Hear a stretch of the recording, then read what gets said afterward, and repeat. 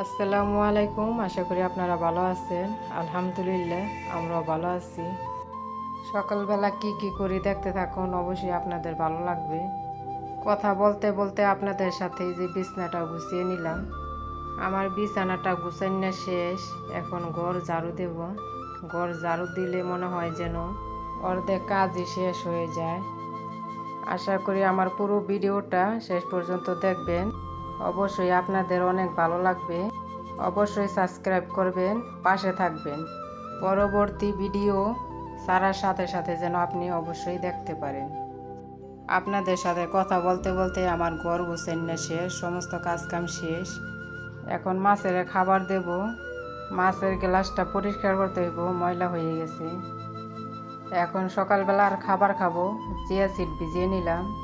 Chia seed আধা ঘন্টা আগে ভিজিয়ে রাখতে হয়, না হলে ভিজতে চায় না। ইসরাতকে মাদ্রাসায় খাবার দেব। ওটস দিয়ে স্যুপ বানিয়ে দেব। এই যে আমি স্যুপ বানিয়ে নিতেছি। অনেক মজা হয় এই স্যুপটা। আমিও সকালবেলার খাবার খেয়ে নিলাম, যে হালকা পাতলা নাস্তায় খেয়ে নিলাম। মাদ্রাসায় খাবার দিয়ে আমি একটু বাজারে যাব। আমার চাচতো জাল অসুস্থ, তাকে দেখতে যাব। যে মাদ্রাসায় খাবার দিয়ে যে আমি বাজারে চলে আসলাম রামের কান্দা। এখন ফল কিনবো, ফলের দোকানে যে আসলাম। ফ্রেশ তাজা তাজা ফল, সুন্দর যে ফল কিনতেছি, দেখতে থাকুন।